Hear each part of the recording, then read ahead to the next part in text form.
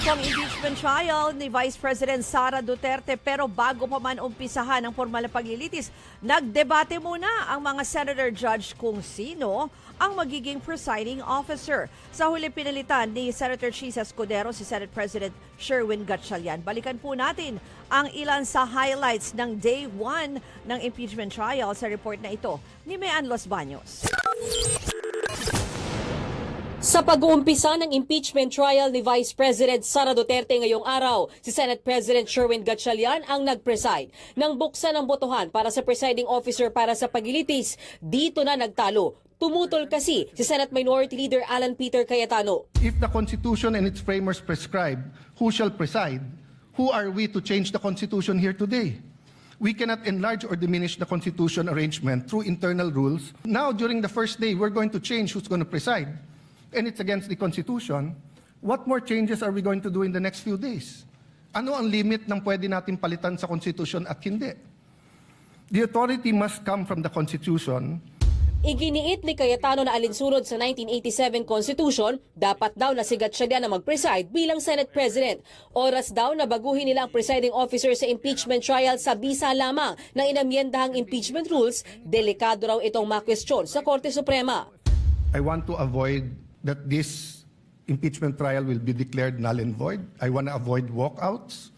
I want to avoid any delays, Mr. President. The Senate President is more than capable. He said he is willing. He said he is ready. He has been in many situations in his life that people say you cannot do it, but he has done well. He has studied. So what is the issue? Why do we have to vote for a presiding officer?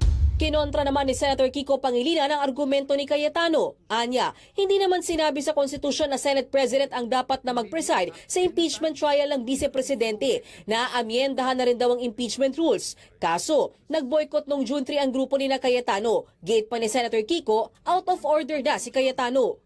This impeachment court is not the venue for this debate, Mr. President.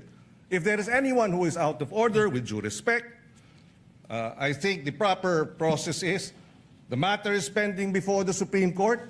There is no temporary restraining order. There was a request for a status quo ante order. It was not granted. And therefore, the presumption of regularity behooves us as an impeachment court to proceed. And finally, Mr. President, allow me to reiterate, the point of order is improper. In fact, the debate on this matter here in the impeachment court is out of order, Mr. Maging si Senate President Gatchalian, sinabing aprobado na ang resolusyon na nag-amyenda sa impeachment rules. This resolution has been duly approved and everyone was given an opportunity to discuss that, to object. However, it was no one objected to that resolution, and it was duly approved by the body. So any discussion regarding this resolution should be discussed in plenary.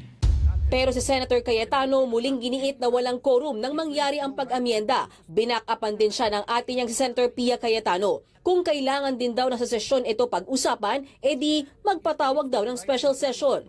Ask your staff. May I ask you, dear colleagues, let's do our job well. I disagree with your point of view. I will listen intently to your point of view. Tanungin nyo naman po yung staff nyo. This is the foundation of this trial na tama yung nakaupong presiding officer. So that's my first point. Mag-abala naman tayo. Read it yourself, ask your staff. Papatawag tayo ng special session. Mukha namang very supportive naman ang Malacanang sa majority. Di ho ba? Pero I take the position that we are in impeachment court. We are already in impeachment court. Therefore, the amendments must happen here. Pero sa hinaba-haba ng diskusyon, nauwi pa rin ito sa botohan. Si Senator Ping Lacson ang nagmosyon para ihalal si Senator Chisa Escudero bilang presiding officer. 12 senador mula sa majority bloc ang bumotong pabor sa mosyong yan. Habang ang minority bloc, kinontra ang mosyong yan. Pero kahit nagbotohan na, umiksena pa rin si Senator Alan Cayetano. Pinaliwanag niya ang kanyang boto. Mr. President, there are issues that goes into fairness. You know, the AMLA will be a witness here. And I have information that the 20 years AMLA records of Senator Escudero and his credit cards and bank accounts were all opened up in the office of the Senate President, where members of the Blue Ribbon Committee was here. Then we're going to ask him to preside. So there's a problem with, this is my explanation. Dito na siya inawat ni Senate President Gatchalian dahil out of order na raw si Cayetano. We put the whole impeachment trial at risk here. To the gentleman This is from factual Taguig. and this is my explanation. So I will stop there. With all due respect, your statement's already out of order. It has nothing to do with the topic on hand. No, Mr. And President. the presiding officer will strike off It has the- all to do with this. will strike off It has all to do. the I do not, statements Mr. President, pertaining to Senator Mr. Escudero. President, kaibigan ko si I Senator direct the Escudero. stenographers to I strike don't off doubt these him. statements. He is the victim here. I'm not doubting him. I'm not doubting he will be fair. I am saying, do we want a fair suspend trial the or not? session. Mr. Sinuspindi ni Senate President Gatchalian ang sesyon sa gitna ng sagutan nila ni Senator Alan, maging ang pag-eksena rin ng kapatid nito na si Senator Pia.